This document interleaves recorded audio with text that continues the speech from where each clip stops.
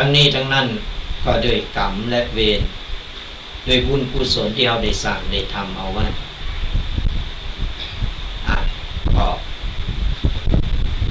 ฝากกับศรัทธาญาติโยมกันบ่ว่าจะเป็นข้อคิดเมื่อว่าจะเป็นปกิณกะต่างๆหรือว่าจะเป็นทางด้านของ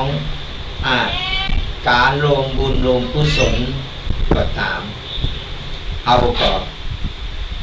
สามารถที่คิดวิเคราะห์แยกแยะพอดีๆแล้วก็แล้วก็ทำกันนำไปปรับใช้กับชีวิตในแต่ละวันกันศรัทธาญาติโยมทั้งหลายเอาล่ะศรัทธาญาติโยมทั้งหลายหลังจากที่ได้ได้เอ่ยกันมาแล้วก็ยังมีเวลาเหลืออยู่ประมาณครึ่งชั่วโมงฝ่ายศรัทธาญาติโยมตอนนี้อาตมาภาพก็จะเปิดสายหน้าไมค์ศรัทธาญาติโยมได้มามาเอ่ยกัน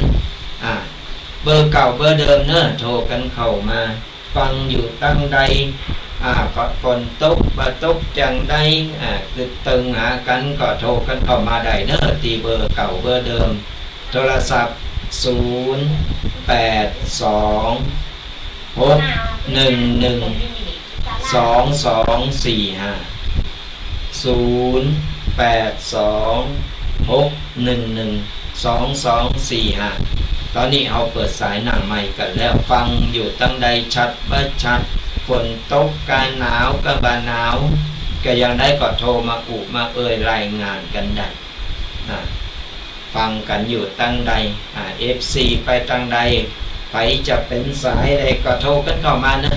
0826112245ตอนนี้เอาเปิดสายหน้าไมค์กันแล้วหลังจากที่เปิดสายหน้าไมค์อาตมาภาพก็จะได้ได้เอ่ยกับศรัทธาญาติโยมไปเรื่อยๆอย่างที่บอกว่าวันช่วงนี้กำลังหนาวนะเริ่มหนาวเข้ามาแล้วปลายฝนต้นหนาวสุขภาพร่างกายของเรามันก็จะเปลี่ยนแปลงไปร่างกายมันจะอับชื้นก็ดูแลสุขภาพกันตัวตอนนี้ก็เริ่มไอก็แก๊กเริ่มมีอาการต่างๆนานาอากาศมันเริ่มจืดเวลานอนคนเฒ่าคนแก่และอ่อนก็ห่มผ้ากันตัวเนอะนอนห่มผ้าบางคนติดพัดลมห่มผ้าตัวก็เปิดพัดลมตัวเป่าวูแล้วมันก็ทำมือเอาว่าสบายเป็นวัดเป็นจามเป็นไอกันก็ดูแลกันด้วยดูแลสุขภาพบางทีก็หนาวจนหลายตีอ่านข่าวมาว่าโอ้ยหนาวแต่ปัสสร้างตอนนี้กำลังเริ่มหนาวศรัทธาญาติโยมทั้งหลายเริ่มหนาวมาตั้งแต่ตะวันแล้วตะวันนี้ละหนาวเน็บไปหน่อยแต่วันนี้ยังแควนหน่อยวันนี้ยังแควนบอกว่าหนาวจะได้ก็โดยเฉพาะคนเฒ่าคนแก่นี่ห่มผ้าตุ้มผ้าหนาๆเนอะสุขภาพร่างกายจะได้อบอุ่นเพราะอากาศมันจืดหลังจากที่ฝนฟ้ามันก็เริ่มหายกันไปก็โทรกันเข้ามานะตอนนี้เราเปิดสายหน้าไมค์กันแล้วฟังอยู่ตั้งใดจ้าวันนี้หรือว่าฟังกันเพลินจนรับไปแล้วฟังทุกเจ้าจนรับไปแล้วเลยบัดตันได้โทรเบอร์โทรศัพท์จะบอกคำหนึ่งเนอะ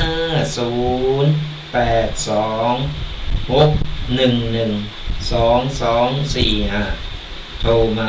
มาเอ่ยมาตักมาตายกันอาจจะบอกบุญอย่างครั้งหนึ่งเนอะศรัทธาญาติโยมทั้งหลายงานกฐินของวัดปักกอหรือว่าวัดมะกอกของเราจะเริ่มขึ้นในวันพุธนี้นะจะมีในวันพุธนี้เวลาบ่าย2 โมงหากศรัทธาญาติโยมไข่กินไข่ตาลไข่โลงบุญโลงกุศลกรรมเฮาก็ขอน้อมเจริญพรกันได้เนอะขอน้อมเจริญพรกันได้อาจจะสะดวกที่จะมาตั้งวัดก็ได้สะดวกมาที่วัดนี่ก็ได้หรือว่าบัสะดวกในการที่จะมาก็สามารถโอนเข้ามาได้หมายเลขบัญชีของวัดโอนเข้าบัญชีของวัดก็ได้ อาตมาภาพก็จะได้ใครที่โอนมาแล้วเนี่ยก็สามารถแจ้งเข้ามาได้นะอีเมลหรือพอแม่โอนเข้ามาลงบุญบูรณะกุฏิของวัดประกอบละเนิดเจ้าอันเต้าอีอาตมาภาพก็จะได้จดเอาลายหมายเอาจื่อจดเอาลายหมายเอาจื่อแล้วจะได้เอามาประกาศคือกษราญาติโยมว่าบ้านหันบ้านนี้พอแม่บ้านนั้นบ้านนี้เพิ่นลงบุญมาแล้วเต้าอันเต้าอีนี่ทุกอาตมาภาพก็จะได้ประกาศและก็สรายญาติโยมเทวพุทธเทวดาก็จะได้ลงอนุโมทนาสาธุตัวเนี่ยสรายญาติโยมทั้งหลายก็สะดวกแบบไหนก็ได้เนอะสะดวกในการที่จะโอนหรือว่าในการที่จะมาเองก็ได้ก็ขอน้อมเจริญพรกันเนอะมากินมาทานมาเอาบุญใหญ่บุญหลงด้วยกันก็สามารถที่จะโฮมกินโฮมทานกันได้หรือสะดวกที่จะมาออกโฮมทานก็แจ้งความจำนงก็ได้เนอะตอนนี้เรายังหับอยู่เนอะโฮมทานว่าจะเป็นของกินเล่นยังก็ตามเดี๋ยวหับสายก่อนเนอะเจริญพรฮัลโหล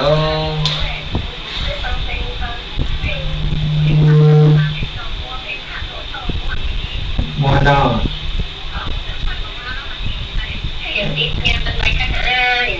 ก็ไปได้จริงๆก็วันนี้ห่างตากันแต่ว่าด้วยความขึ้นตรงหาก็เลยตอบ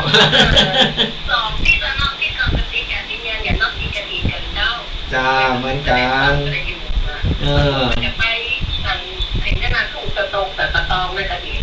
อ๋อดีแล้วล่ะมันช่วงงานบุญ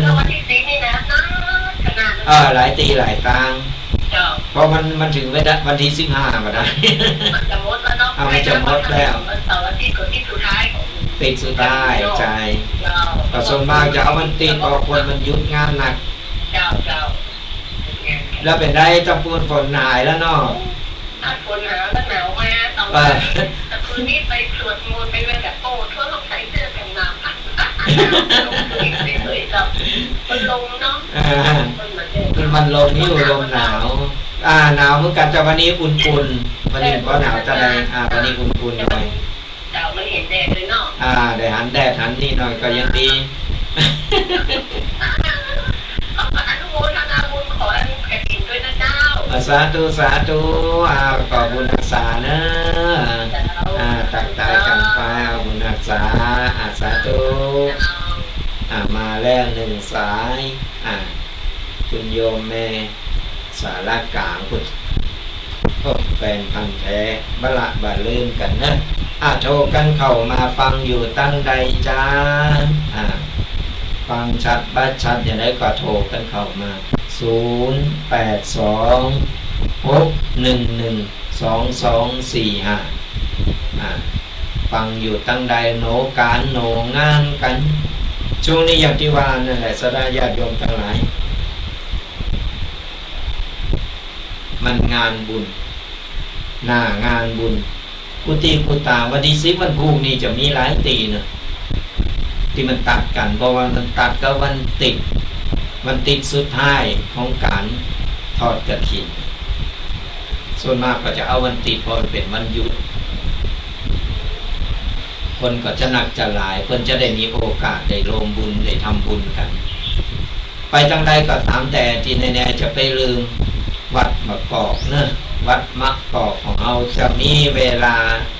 บ่าย2 โมงจะไม่ขึ้นในเวลาบ่าย2 โมงทอดกฐินในวันพุธก็หากสดาญาติโยมมีโอกาสก็ขอน้อมเจิดเลิศพรกันได้มาโฮมกินโฮมทานมาสั่งสมบุญกันเอาไว้หรือว่าไผบัสโดที่จะมาโอนกันเข้ามาก็ได้จะโอนเข้าบัญชีของวัดก็ตามหมายเลขบัญชีที่บอกหรือว่าไผบัสโด หรือว่าจำบ่ได้ลืมไปละจดบาทตันก็โทรกันเข้ามาโทรเข้ามาขอหมายเลขบัญชีกันได้อาตมาภาพก็จะได้ออกหมายเลขบัญชีของวัดไปท่านก็จะได้รวมอนุโมทนาบุญจะได้โฮมกินโฮมตานด้วยกันบัดนี้ละบัดนี้ลืมเล็กๆน้อยๆก็เป็นบุญเป็นกุศลระหว่างนี้รอสายโทรศัพท์ก็โทรกันเข้ามาเนอะ082-611-2245หลังจากห่างหายไปหลายติดก็โดยภารกิจการงานเพิ่มมาจัดรายการดัดแซบกันหมดลืมกันแล้วกัน ฟังอยู่ตั้งใดชัดเจนบ่ชัดเจนโทรกันเข้ามาอุบมามาตัดมาตายกันติดตามกันไปเป็นกำลังใจกันไปเนอะสดาญาติโยมทั้งหลายก่อนวางการวางงานอาตมาภาพก็จะมาจัดอยู่ถึงบ้านละบ่ลืมถึงบ้านละไปไหนหากสดาญาติโยมยังฟังกันอยู่กับรายการธรรมะกำยองกับตุเจ้ายองป่าซานอาตมาภาพตกปีแดงวัดบักกอกนี่ก็หากสดาญาติโยมฟังและก็ติดตามตามต้นเป็นกำลังใจกันไปอาตมาภาพก็มีกำลังใจในการที่จะนำปกิณกะมาเสนอกับสดาญาติโยมทั้งหลายก่อนอื่นก็ขออนุโมทนาบุญกับสดาญาติโยมที่คอมเมนต์มาทาง Facebook หรือว่าทางไลน์กลุ่มก็ตามเดี๋ยวจบรายการแล้วอาตมาภาพก็จะได้ตอบคอมเมนต์นั้นไปก็ช่วยกันกดไลค์กดแชร์กดติดตามกันไปเนอะเพื่อการเป็นการเผยแผ่พระพุทธศาสนาของเราก็อย่างที่บอกแต่ต้นรายการว่าช่วงนี้ข่าวของ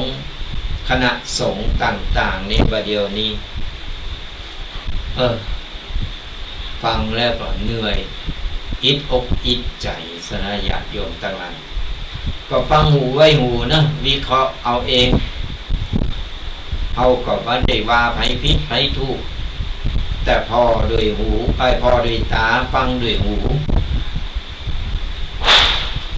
ใจตาสองตาของเราพอหือชัดพอหือหันใจหูสองหูของเราฟังหือดีฟังหือถูกแล้วก็คิดวิเคราะห์เอาพอถึงวันนี้เถียงกันไปเถียงกันมาบอกว่าอายังเป็นอายังคนนั้นก็ว่ากูดีคนนี้ก็ว่ากูดีคนนั้นก็ว่าให้คนนี้ก็ว่าให้ต่างๆหน้าแต่เอาเดินสายกลางดีกว่าเอาเบาติเบาว่าไปเอาก็เผยแผ่ธรรมะของเอาไปตามหน้าที่มันเป็นกิจของสงฆ์ในการจัดรายการวิทยุในการเผยแผ่พระพุทธศาสนาในการอบรมบ่มนิสัยละอ่อนเยาวชนมันเป็นกิจเป็นหน้าที่ที่เราต้องทำเราก็ทำหน้าที่ของเราดีที่สุดสดาญาติโยมก็มีหน้าที่ต่างกันไปต่างคนต่างก็เสาะว่าหากินกันไปต่างคนต่างก็ทำงานกันไปโดยคิดไปคิดมันนักเรียนก็มีหน้าที่เรียนไปครูบาอาจารย์มีหน้าที่สอนไปพ่อกล้าแม่กล้าก็มีหน้าที่ขายไปอาจจะไปกล่าวกายกันหน้าที่ไปหน้าที่มันคนเดียวจะหู้หมดเลยมันก็ไม่ได้มันต้องแยกกันไปแบ่งกันทำแบ่งกันหู้จะไปหู้คนเดียวหู้คนเดียวมันก็อิดคนเดียวนั่นแหละหู้ล่ำก็บดีหู้นักก็บดีหู้มกปอเอาตัวหลอดบะเดิดร้อนไผนี่ ก็ฝากกับละเอ็กละอ่อนรุ่นหลังอันใดที่เป็นแบบอย่างบดีเอาผมต้องไปพ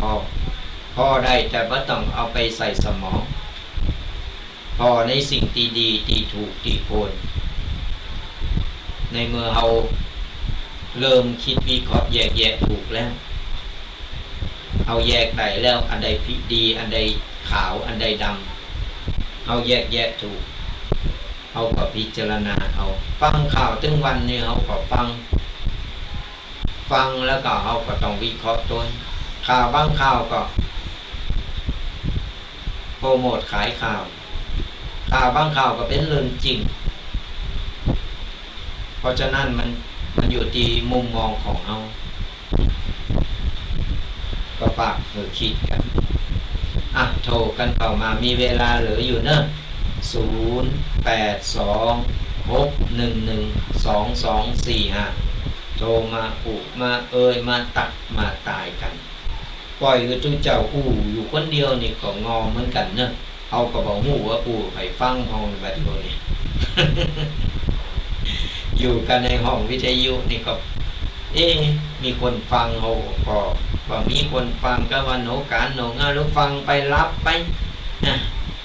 เป็นกำลังใจกันโทรมามาวันนี้เจ้านี่กำลังมีสายเดียวมันเป็นอย่าได้หายไปทางใดกันหมด โทรมามากันหรือว่าช่วยกันช่วยงานก็อนุโมทนาบุญเนองานในช่วงนี้งานนักงานจะเป็นงานในอย่างต่างๆแต่โดยเฉพาะงานบุญกฐินเนี่ยบุญใหญ่บุญหลวงก็แล้วก็เดี๋ยวให้มากี่วันหลังจากบุญกฐินก็จะเป็นงานลอยกระทงนะมั้งนี่ลอยกระทงอย่างได้ก็แอวกันหือโมนลอยกระทงมีความหมายอย่างใดก็มีโอกาสจะเอามาเล่าสู่กันฟังแห่งกรรมหนึ่งเยอะต้องลอยกระทงบางคนก็บอกว่าหันเพื่อนลอยก็ลอยหันเพื่อนทำก็ทำถ้ามีโอกาสก็จะมามากันแหมจะมาเล่าสู่กันฟัง ไปลืมเนอะประชาสัมพันธ์กันไปงานบุญใหญ่บุญหลวงวันพุธนี่หลายตีหลายตั้งเนอะงานบุญกฐินหลายสถานตีแต่ตีแน่ๆก็คือวัดมะกอกวัดมะกอกตำบลมะกอกอำเภอป่าซางจังหวัดลำพูนที่อาตมาภาพใจสถานตีห้องส่งวิทยุนี่ก็สามารถมาลงกินลงทานกันได้วันพุธเวลาบ่าย2 โมงเวลาบ่าย 2 โมงแรงตอนเจ้าก็ไปพุ่นไปทำบุญที่วัดสังกะแปงก่อนตอนบ่ายก็มานี่2 วัดติดกันอยู่ไกลกันนี่ได้บุญต่อกันเลยได้บุญ2 ต่อกันสรายญาติโยมใครมาหุบกินหุบตาใครมาแอวมาพอว่าเป็นอย่างไรบองวัดตีอาตมาภาพอยู่เป็นอย่างไรมาพอคนบุรณะอย่างใดนี่หมู่ไก่หมู่หิมหรือว่าใครมาเป็นห้อว่าใครมาพอสถานตีก็มาได้น้อมเจริญพร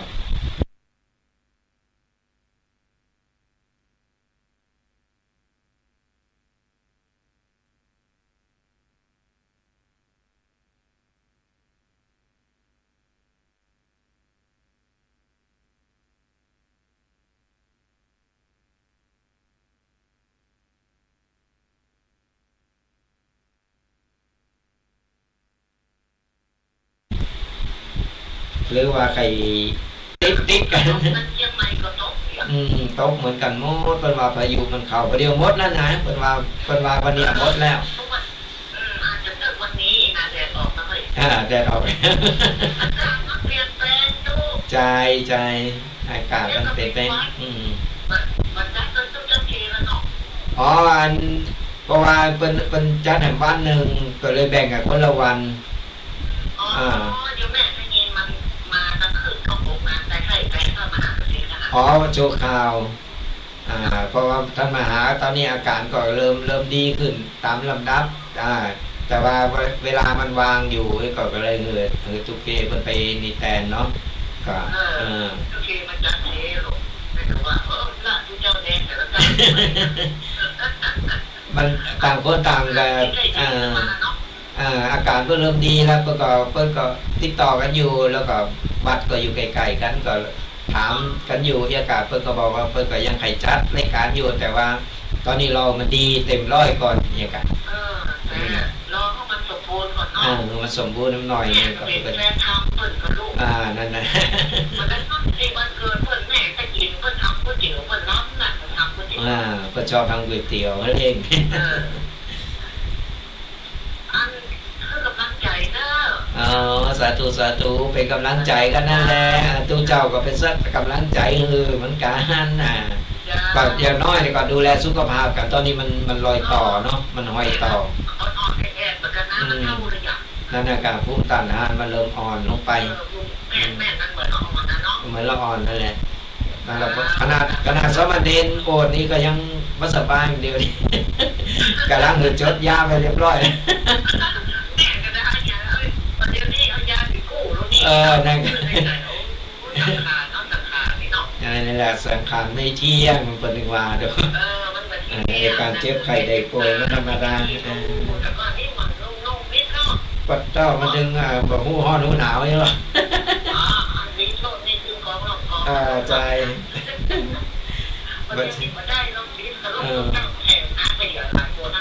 นั่นแหละก็เอาใจงานมันมาเมินหลายปีแล้วดูมันก็ซึกหลอไปธรรมดามันก็สาธุบุญรักษาเนอะสาธุธรรมดาร่างกายของคนเฮาสลายญาณโยมทั้งหลายมันก็เหมือนรถยนต์มันก็เหมือนรถ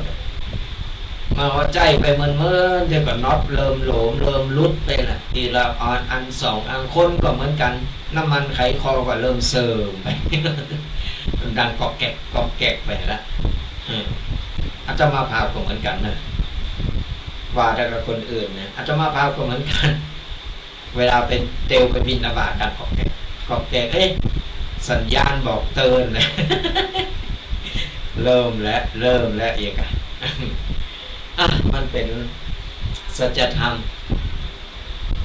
เอาก็พยายามมันอย่างที่บอกไปว่ามันมีไปดีพ้นเอาต้องยอมรับความจริงต้องยอมรับมันหรือใดเพราะว่าจะเกิดยังขึ้นกว่าตามมันเป็นธรรมชาติเป็นธรรมชาติของคนของมีสิ่งมีชีวิตกูอย่างเมื่อถึงเวลาถึงคราวการเกิดแก่เจ็บตายเพื่อนถึงบอกว่าเป็นสัจธรรมของธรรมชาติมีภัยหนีพ้นได้ขนาดว่ามีชีวิตเนี่ยเป็นอิฐเป็นหินเป็นปูนก็ยังมีการหมดอายุไปมันก็ซึกกร่อนไปธรรมดาตามธรรมชาติเลยบนโลกใบนี้มันมีอย่างเต็งแต่แน่นอนบะมีอย่างที่เป็นของเฮาติวัจิรังยังยืนวันนี้เป็นของเฮาต่อไปก็เป็นของคนอื่นนี่เพราะฉะนั้นจะไปยึดติดอย่างหนักหนามีเงินคำเป็นของเป็นโกดตายไปก็เอาก็เดี๋ยวเอาไปแม้แต่สลึงเดียวน้ำสักหยดเอาก็ยังติดโตไปบ่ได้ตีจะได้ไปก็คือ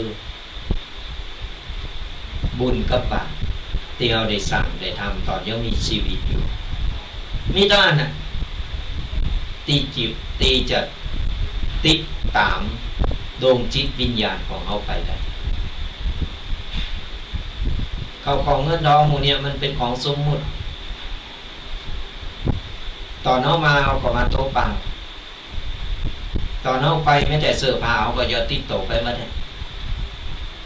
ร่างกายหักหนักหักหนาเพิ่นก็ไปโจงใส่เผาไฟกายเป็นเท่าเป็นทางคืนสู่ธรรมชาติไป กลายเป็นดินน้ำลมไฟไปร่างกายของเรามันก่อเกิดขึ้นมาด้วยดินน้ำลมไฟตายไปเอาก็คืนสู่ธรรมชาติกลายเป็นเทาเป็นฐานเป็นผงธุลีจิตวิญญาณเราตอนนั้นที่จะล่องลอยไป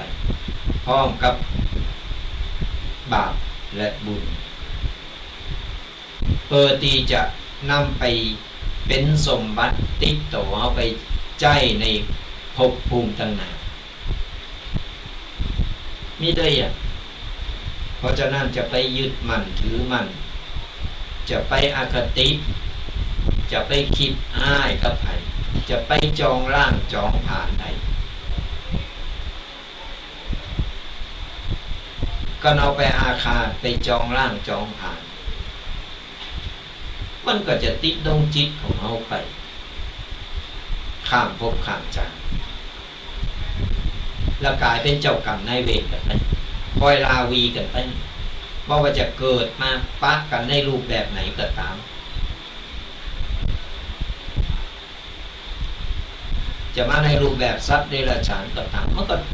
จองร่างจองผ่านกันไปเพราะดวงจิตวิญญาณมันติดอยู่ในจิตใต้สำนึกของคน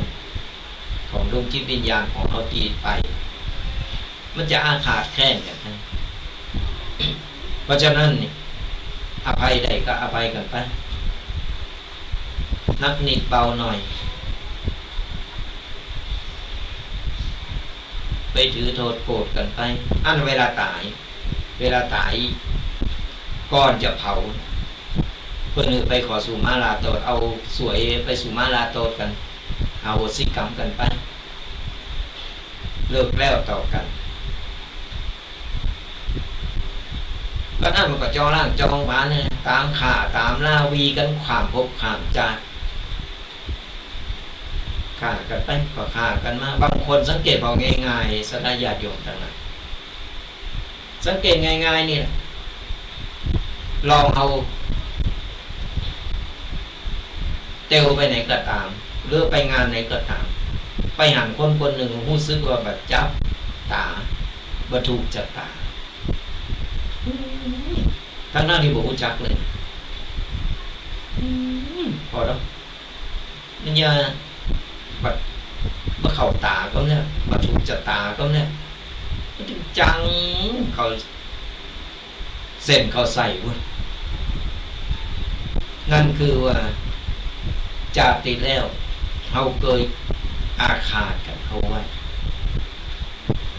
จากนี้มาปบมาปะถึงจะหูจักบอกหูจักจะมาในสภาพสัตว์เดรัจฉานหรือจะมาในสภาพมนุษย์ก็ตามมันจิตใต้สำนึกมันทำมึงเอาบรรทุกจัตตาเนี่ยลองสังเกตว่าบางทีเอาไปหันใดคนใดคนหนึ่งก็โอ้ยคนนี้จะถูกจัตตาน้ำเหลือเป็นลูกไผ่หลานไผ่โอ้ยพอเป็นเหมือนคนมีบุญเนาะเปิดยิ้มเยี่ยมจะแหละแจ่มใสบางคนนี่กลายเป็นกัลยาณมิตรดีๆต่อกันผูกพันกันนะก็เพราะจากที่เราเคยทำบุญมาด้วยกันเคยโจรกันเข้าวัดเคยโจรกันทำบุญมาปะกันจานนี้มันก็เลยถูกจัตตากันมาในสายบุญเนี่ยกูสิ่งกูอยากมันมีตีมาตีไปไม่ใช่ว่าเป็นเรื่องบังเอิญโอ้บังเอิญมาปะกันมันบัจจัยสนายะมันลิขิตทำมือขีดเส้นนิ้วมือเอานี่ได้มาปะมาปกได้มาเจอกัน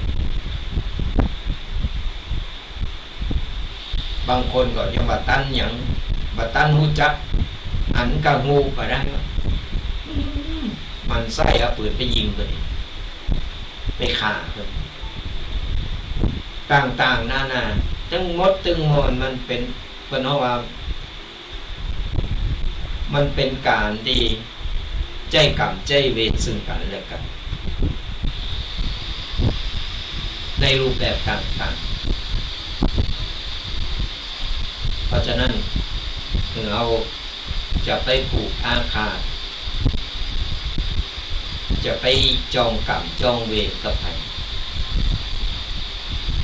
เขาเกิดมาจากหน้าหรือบ่ได้เกิดเยอะใดก็ตามภพใดภูมิใดก็ตามเขาก็จะเจอจะมีแต่สิ่งดีๆก็เราหูจักปล่อยวางหูจักปลงหูจักในการเหื่ออภัยบ่ถือโทษโกรธใครตายก็ตายตามนะถึงเขาจะไปพบภูมิอะไรก็ตามเขาก็จะมีสิ่งดีๆคอยปกป้องคอยดูแลป้องกันเขา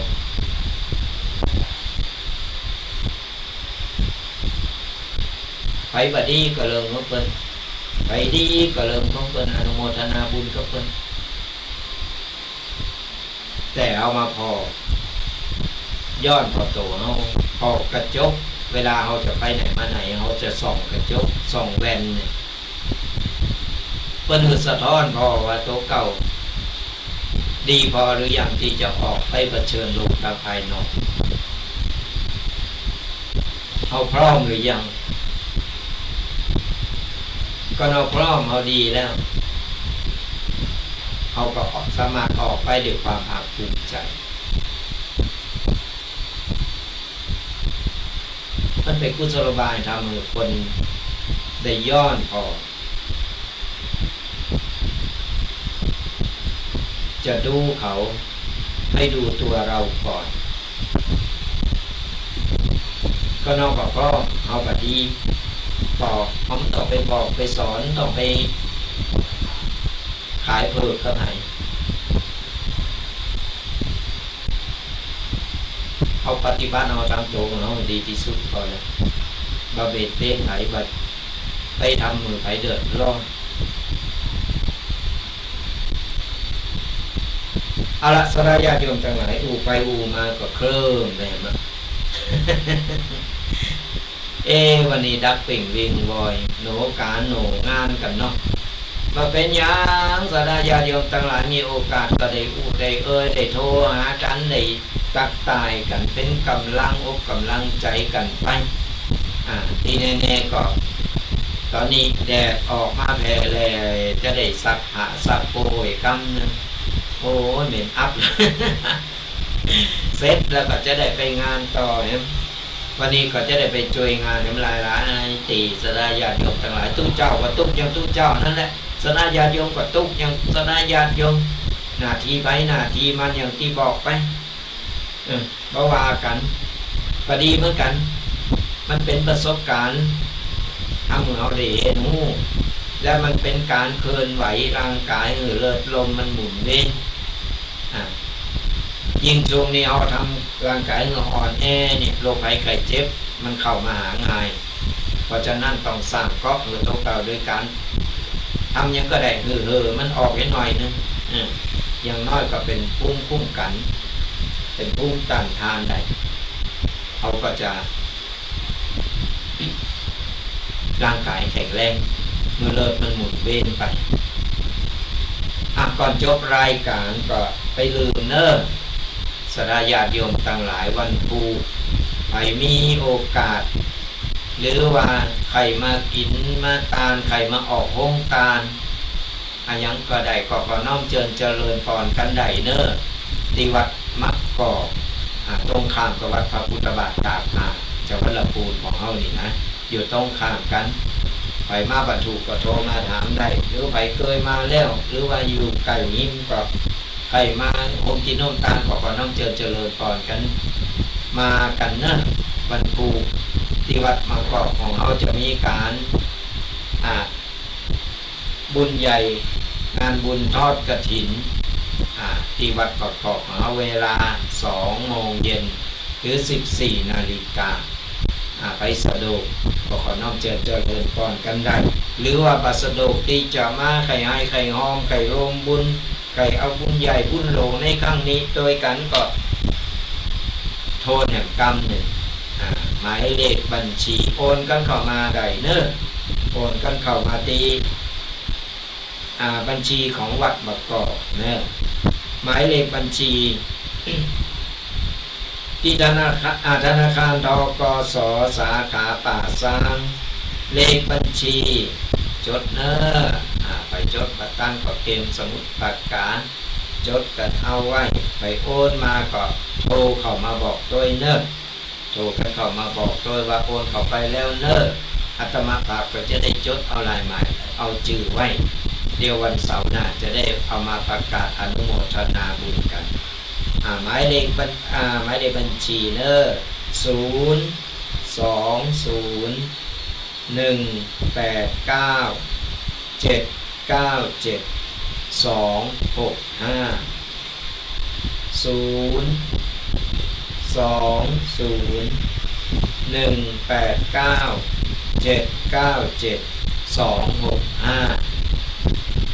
ธนาคารธกส.สาขาป่าซางชื่อบัญชีวัดมะกอกนะก็ชื่ออื่นว่าใจนะโอนผิดนะมันจะขึ้นชื่อว่าบัญชีวัดมะกอกก็สามารถโทรหรือว่าโอนกันเข้ามาได้เล็กๆน้อยๆก็เป็นการสั่งสมบุญสดาญาติโยมทั้งหลายบัดนี้ละบัดนี้ลืมบัดนี้ดีจ้ะปล่อยเลยก็สามารถโอนก็เข้ามาได้อาจจะเลินพรแต่เจ้าไม่โอนเงินร่วมทำบุญกฐิน500 บาทแล้วเจ้าโอนเข้ามาแล้วเนาะสาธุเข้ามาในบัญชีบัญชีวัดเนาะเดี๋ยวจะโอนเข้าบัญชีวัดเนาะขอบคุณเจ้าอนุโมทนาสาธุบุญรักษาเนโยมเมสารากางโยมแม่เหรียญทองเนาะเป็นกระดิ่งโอนเข้ามาแล้วอนุโมทนาสาธุตามด้วยเนอะหลังจากจบรายการแล้วสดาญาติโยมใครลงกิจลงทานลงบุญในครั้งนี้ก็ขอน้อมเจริญพรกันได้เนอะโอนเข้ามาตามหมายเลขบัญชีเดิมแล้วโทรมาบอกอาตมาภาพตัวเนอะจะได้จดเอาลายหมายเอาชื่อกันสุดท้ายนี้ก็ถึงเวลาได้เวลาแล้วเนาะก็จะได้ฟังรายการที่อื่นต่อครับครูบาอาจารย์รูปอื่นกันต่อสุดท้ายนี้ก็ขออนุโมทนาบุญกับสดาญาติโยมทุกคนที่สดับมาฟังกับรายการธรรมะคำยองพระพุทธเจ้ายองป่าสร้างก็ตอนนี้ได้เวลาแล้วก็คือสดาญาติโยมตั้งอกตั้งใจหับก่อนกันเนอะตั้งแต่นี้ต่อไปก็ขอสดาญาติโยมทุกคนจงหายทุกข์หายโศกหายโรคหายภัยหายเจ็บหายไข้นึกหวังสิ่งใดก็ขอสมปรารถนาคือสิ่งผู้ประการเงินทองไหลมาเทมาจะได้ขาดสายเพราะเงินต่อเงินต่อเงินต่อเงินทำการงานใดๆเจริญก้าวหน้าทำมาค้าขายร่ำรวยทำไรทำสวนได้ผลผลิตเจริญงอกงามกายได้ราคาสุขภาพร่างกายแข็งแรงแข็งขาดปลอดภัยอายุมั่นขวัญยืนมีโจกมีใจนึกหวังสิ่งใดสมปรารถนาผู้สิ่งผู้ประการเนอขอเจริญพร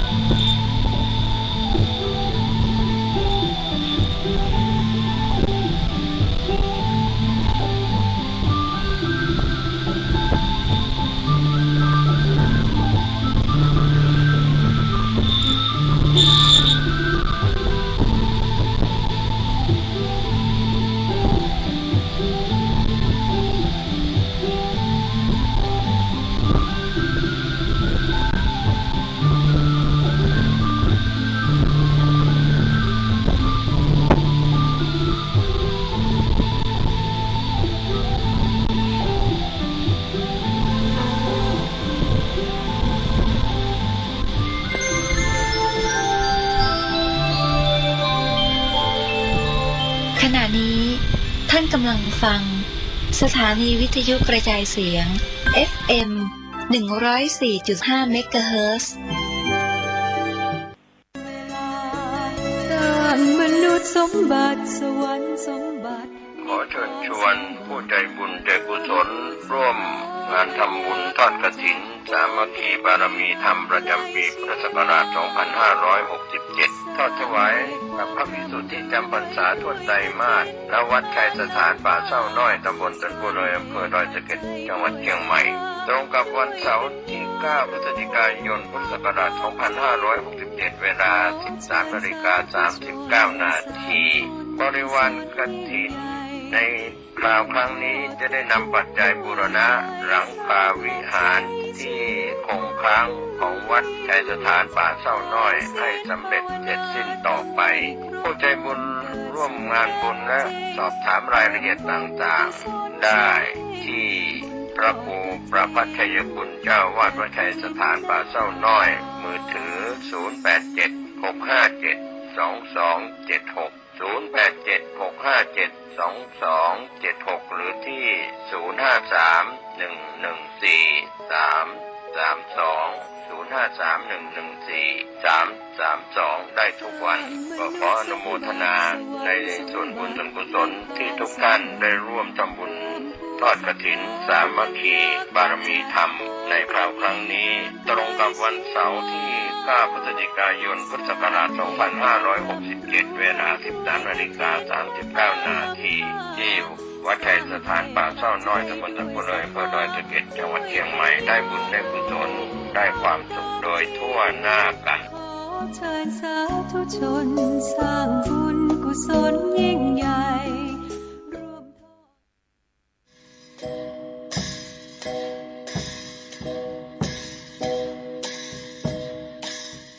ขอเชิญร่วมทำบุญทอดกฐินสามัคคีณวัดทุ่งหลวงอำเภอแม่แตงจังหวัดเชียงใหม่ในวันอาทิตย์ที่ 10 พฤศจิกายน 2567 กำหนดการดังนี้เวลา 9 นาฬิกา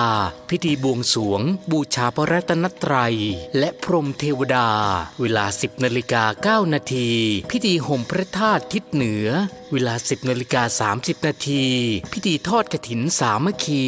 แด่พระสงฆ์จำพรรษาจำนวน 6 รูปและขอเชิญร่วมทำบุญพิธีเจริญพระพุทธมนต์สืบชะตาหลวงทักษิณานุปทานครบรอบ 37 ปีการมรณภาพพระครูวรเวทวิสิทธิ์หรือครูบาธรรมชัยธรรมชโยครบรอบ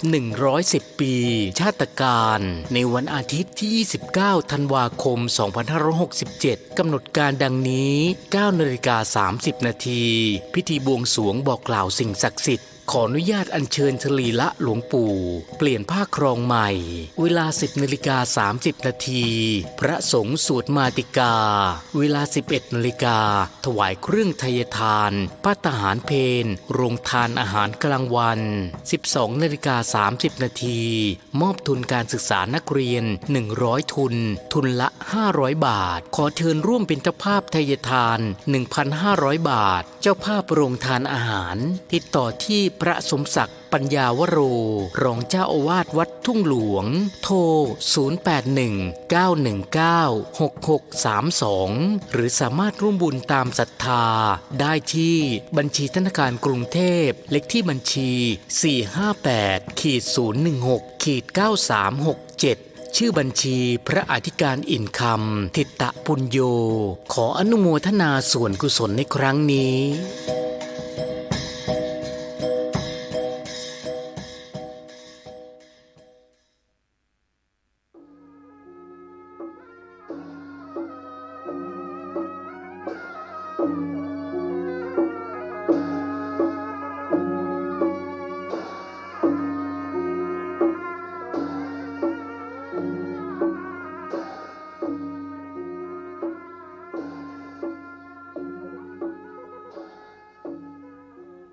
ขอความเจริญในธรรมและความผาสุกทางใจจงได้บังเกิดมีกับท่านสาธุชนคนดีคนดีผู้เจริญในศีลผู้เจริญในธรรมทุกท่านพร้อมกันนี้ข ขอยกมือ10 นิ้วกราบอาราธนาเอาคุณพระแก้วเจ้าทั้ง3บุญศีลบุญทานที่ท่านผู้เปิดวิทยุรับฟังรายการนี้ได้กระทำปั้มเป่งมาในอดีตและกำลังจะทำเวลานี้เสื้อวัดเสื้อวาเสื้อบ้านเสื้อเมืองพระสยามเทวาธิราชกุลพ่อกุลแม่ผู้ฮือกำเนิดเกิดมาเป็นคนกุลครูบาอาจารย์ผู้ประสิทธิ์ประสาทวิชาความรู้สิ่งศักดิ์สิทธิ์ทั้งหลายอันรักษาบริเวณคงเขตล้านนาไทยมีพระบรมธาตุเจ้าโดยสุเทพพระบรมธาตุเจ้าหริพูนชัยจังหวัดเชียงใหม่จังหวัดลำพูนพระธาตุเจ้าลำปางหลวงจังหวัดลำปางพระธาตุเจ้าแจ้แห้งจังหวัดแพร่พระธาตุเจ้าจ้อแฮจังหวัดแพร่แจ้แห้งจังหวัดน่านพระธาตุเจ้าดอยตุงจังหวัดเชียงรายพระเจ้าตนหลวงจังหวัดพะเยาพระธาตุเจ้าดอยกองงูจังหวัดแม่ฮ่องสอนและบุญญาบารมีของครูบาเจ้าศรีวิจัยนักบุญแห่งล้านนาไทยเป็นต้นเวลานี้ขอยกมือ10 นิ้วกราบอาราธนาและเชิญชวนได้มาปกปักรักษาพ่อออกแม่ออกตุเจ้าพนายปอจ่ายไม่ยิงที่เปิดวิทยุฟังรายการเมื่อเจ้าวันนี้ทุกท่านขอเงินทุกท่านมีความสุขกายสุขใจหิมาก้าขึ้นมีโชคมีลาภเจริญด้วยอายุวันนะสุขะพละเหมือนกันทุกตนทุกองค์ทุกคู่ทุกคนนานแสนนานได้เทินก่อนที่จักได้นำดำเนินรายการต่อไปนี้ขอนิมนต์และเชิญชวนท่านผู้เปิดวิทยุรับฟังรายการนี้ทุกท่านไหว้พระเพื่อให้เป็นสิริมงคลกับตัวกับครอบครัวต่อไปอะระหังสัมมาสัมพุทโธภควาพุทธังภควันตังอภิวาเทมิกราบสวากขาโตภควตาธัมโมธัมมังนัมมัสสามิกราบสุปฏิปันโนภควโตสาวกสังโฆสังฆังนามามิกราบหันธรรมยังพุทธัสสะภควโตบุพภาคณมะกะลังกะโลมาเสนะโมตัสสะภะคะวะโตอะระหะโตสัมมาสัมพุทธัสสะนะโมตัสสะภะคะวะโตอะระหะโตสัมมาสัมพุทธัสสะนะโมตัสสะภะคะวะโตอะระหะโตสัมมาสัมพุทธัสสะพุทธังสรณังกัจฉามิธัมมังสรณังกัจฉามิสังฆังสรณังกัจฉามิตุติยัมปิพุทธังสรณังกัจฉามิตุติยัมปิธัมมังสรณังกัจฉามิตุติยัมปิสังฆังสรณังกัจฉามิตติยัมปิพุทธังสรณังกัจฉามิตติยัมปิธัมมังสรณังกัจฉามิ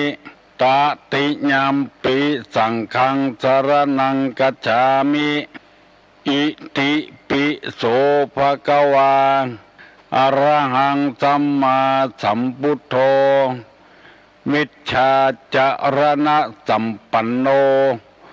สุขโตโลกาวิทู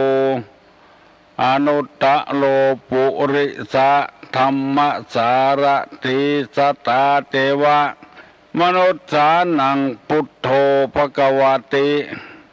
สวากขาโตภควตาธัมโมสันติทิโกอากาลิโก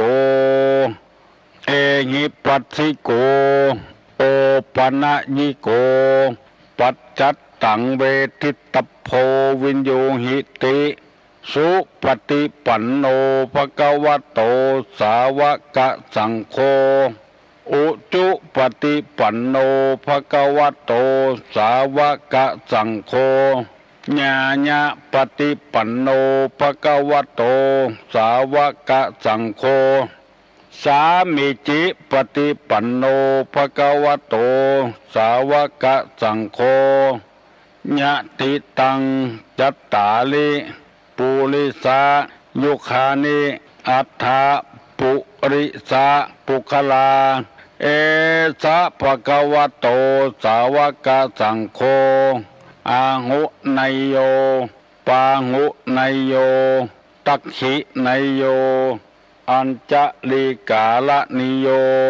อนุตตรังปุญญเขตังโลกัสสาติ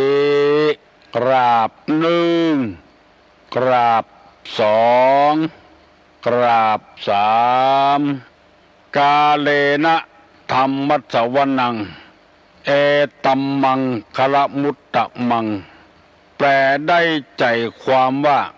การฟังธรรมตามการตามเวลาเป็นมงคลอันประเสริฐมาแล้วนึมาแถมแล้วเสียงก้องเสียงก้องเสียงมองต่ำเข้าเสียงตุเจ้าเทศนาธรรมมาถึงวัดมาถึงในห้องตุเจ้ามาถึงในบ้านมาถึงบนเฮือนมาถึงที่นอนมาถึงในเฮือนมาถึงในสุดในมุ้งมาถึงเตาไฟมาถึงห้องน้ำมาถึงในรถมาถึงพี่น้องที่ติ้ววิทยุน้อยออกกำลังมาถึงกุฏิกุฏางในให้ในสวนในต้งในนามาถึงในกาดในลีมาถึงกุฏิกุฏางลุกลื้อมาฟังธรรมะกันนักๆแล้วจะได้คนดีอยู่ในบ้านในเมืองนักๆธรรมะบ่เป็นพิษเป็นภัยกับไผเน้อฟังแล้วจักได้นำไปปฏิบัติดัดอุปนิสัยดัดนิสัยเก่านิสัยเดิมที่มันยังบ่พอดีเตื้อฮือดีขึ้นยิ่งขึ้นไปเตรียมตัวไว้ต่อสู้กับโลกไม่ใช่โรคนะโลกเพราะโลกของเอานี่วุ่นวายนักถ้าเอาธรรมะไปใช้แล้วมันจะจัดเป็นระเบียบเรียบร้อยเป็นปัจจัยดีเป็นไม่ยิงดีทำหน้าที่ของตัวไปตัวมันการปฏิบัติธรรมชนิดนี้เป็นว่าอัตตัญญุตาทำหน้าที่ของตนเองรู้จักตนเองคนเฮาส่วนมากที่บ่ได้รับข้อมูลจากธรรมะนั้นชอบไปหูจักคนอื่นการหูจักคนอื่นนี่ประโยชน์มันบ่เกิดขึ้นถ้าจะให้เกิดขึ้นดีดักก็ให้หูจักตัวเก่าเพราะคนเฮาเป็นได้ร้ายอย่างอยู่ในท้องในครรภ์ก็เป็นลูกในท้องเกิดออกมาก็เป็นลูกของพ่อของแม่พอใหญ่ขึ้นมาแถมน้อยก็เป็นนักเรียนอนุบาลของครูพอจบอนุบาลก็เป็นนักเรียนประถมนักเรียนมัธยมจบมัธยมแล้วก็เข้าวิทยาลัยเป็นนักศึกษาเข้ามหาวิทยาลัยก็เป็นนิสิตเป็นได้หกอย่างปัจจัยเอาเมียก็เป็นผัวไม่ยิงเอาผัวก็เป็นเมียลูกเกิดมาก็เป็นพ่อเป็นแม่แถมแล้วได้มีอาชีพต่างๆกันเป็นคนรับจ้างก็เรียกว่าคนรับจ้างเป็นคนจ้างเปิ้นก็เรียกว่านายจ้างเป็นได้108,900มาบวชอยู่ในวัดเป็นตุเจ้าเป็นพระเป็นรักษาการเจ้าอาวาสเป็นเจ้าอาวาสเป็นพระอธิการ เป็นเจ้าคณะตำบลเรียกว่าเจ้าอธิการเลื่อนขึ้นตามลำดับชั้นเพราะเป็นได้กุอย่างแต่ความเป็นของตัวเองนั้นจะสมบูรณ์ก่อเป็นเต็มที่ก่ออันนี้แหละสำคัญมากเมื่อบ่ฮู้ตัวเก่าต้องฮู้ตัวเก่าว่าเฮาเป็นอันหยังเวลานี้ถ้าฮู้สึกตัวเก่าว่าเป็นอันหยังจะได้ทำงานเต็มที่ตามหน้าที่ที่เฮาเป็นแม่ก็จะได้ทำหน้าที่ของแม่ที่ดีที่สุดมีอันหยังพ้องเวลานี้นักปราชญ์บัณฑิตผู้ฮู้ผู้ฉลาดเปิ้นเขียนหนังสือขายหน้าที่ของแม่หน้าที่ของพ่อหน้าที่ของลูกเปิ้นเขียนหนังสือขายจะได้เอามาอ่านแล้วจะได้ปรับปรุงแก้ไขดูแลตัวเก่าการที่เฮาไปมองคนอื่นเฮาบ่ได้พอตัวเก่านั้นบ่มีประโยชน์หยังสักอย่างนอกจากบ่ได้ประโยชน์แล้วยังเสียประโยชน์ด้วยแถมไปวิพากษ์วิจารณ์เปิ้นเฮาบ่มีหน้าที่ที่จะไปวิพากษ์วิจารณ์เฮาบ่ใช่ครูเขากันอย่างนักเรียนเข้าไปเรียนหนังสือห้องกอห้องขอครูมีหน้าที่สอนอันนั้นถูกต้องแต่ที่เฮาไปว่าฮือเปิ้นพ่อไปพ่อเปิ้นนั้นมันบ่ถูกต้องเพราะเขาบ่ได้แต่งตั้งให้เขาเป็นครูเขาแล้วแถมอย่างหนึ่งมันบ่ถูกจุดบ่ถูกที่คนอยู่บ้านเหนือมาว่าบ้านใต้เพมันบ่ถูกที่มันจะดีขึ้นก็ดีบ่ได้เพราะบ่ฮู้เรื่องคนอยู่บ้านใต้เพิ่นเฮามาว่าบ้านเหนือเพมันก็บ่ถูกเรื่องจะต้องถูกจุดสอนให้มันถูกที่บอกว่าไผ่คนนั้นจะเป็นท่านด็อกเตอร์ก็เป็นเจ้าคุณเป็นพระครูเป็นมหาเป็นพระอธิการเป็นครูบาอาจารย์ตำแหน่งใดก็ตามช่วยกันรณรงค์ให้ศรัทธาตายกทั้งหลายได้ตื่นตัวมีการกินการทานนักๆมีการปฏิบัติธรรมนักๆเอาป้อนเข้าโรงงานคือปออกไม่ออกนั่นเองฟังไปเรื่อยๆเนอะตุลุงนี่ดีใจขนาดบอกว่าคนระดับไหนละเอกละอ่อนก็ฟังหมู่เป็นบ่าวเป็นสาวก็ฟังหมู่นายหัวหน้าคนก็ฟังคนรับจ้างก็ฟังพ่อเฮือนแม่เฮือนก็ฟังคนเฒ่าคนแก่ก็ฟังเพราะว่าได้รับรายงานจากทางโทรศัพท์มาบ่อยๆอยู่เพียงลำปางปุ่นบ้านทรายต้านเสด็จปุ่นคนต่างไปเมืองงาวไปเชียงรายไปพะเยาปุ่นก็ฟังได้ยินอยู่โทรศัพท์มาหาอยู่ตังแม่แจ่มปุ่นอมก่อยปุ่นก็ได้ยินไปแผ่วสหรัฐอเมริกาปุ่นเพราะว่ามีหลักฐานยืนยันจาก FM 96มาคนตั้งเมืองนอกพอได้ยินวิทยุแล้วเปิดฟังเปิ้นส่งไปทางอินเทอร์เน็ตทาง FM 96ส่งไปทางอินเทอร์เน็ตได้ฟังกันทั่วกันเพียงอเมริกามีท่านอาจารย์ท่านพระครูตนหนึ่งที่อาจารย์เกษมอยู่เมืองเป้าพระครูเกษมอยู่อำเภอพร้าวแล้วไปโปรดเมตตาศรัทธาที่อเมริกาโทรศัพท์มาบอกฮือตุลุงว่าเปิ้นปากันฟังกันทำให้เปิ้นใจดีแก้ง่อมแก้งานฟังธรรมะเป็นกำเมืองจากเมืองไทยสำหรับคนที่หุ่มเนอะอันที่บ่หุ่มนี่เขาบอกว่าเปิ้นว่าเขาถ้าเขาบ่หุ่มเขาก็บ่ฟังเพราะว่านิสัยคนบ่เหมือนกันที่สล็อกออกแอกไอ้หยังก็ปากันฟังคนเฒ่าคนแก่ต่ำบ้านใกล้บ้านไกลตามที่ได้รับโทรศัพท์ก็มีแม่แต่งสันทรายเมืองเป้าแม่ริมอำเภอเมืองนี่บอกว่า ห่างดงสันปะตองสารปีสันกระแปงดอยสะเก็ด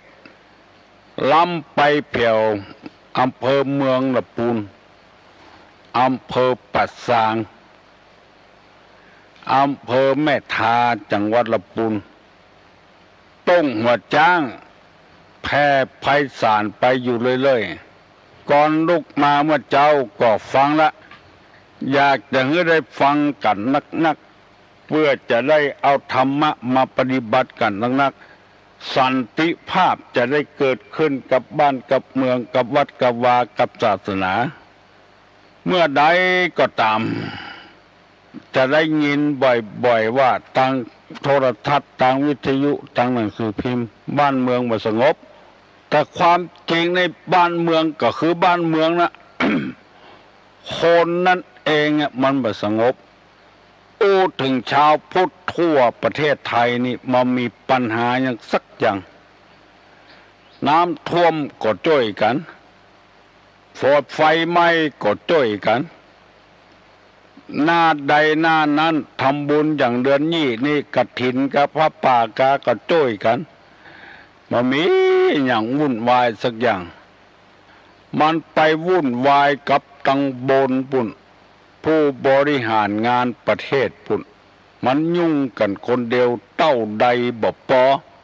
เต้าใดบอกว่าเสาะหาทางยุ่งแล้วไปเหมาเอาว่าบ้านเมืองไม่สงบหน้าฝนก็ฝนตกหน้าหนาวก็หนาวขึ้นมาหน้าร้อนก็ร้อนไปตามธรรมชาติของมันคนเอาไปวุ่นวายต่างหาก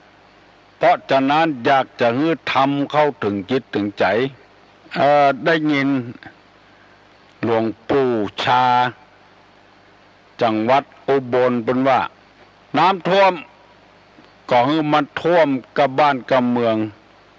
อย่าไปให้มันท่วมใจไฟไหม้ก็ให้มันไหม้กับ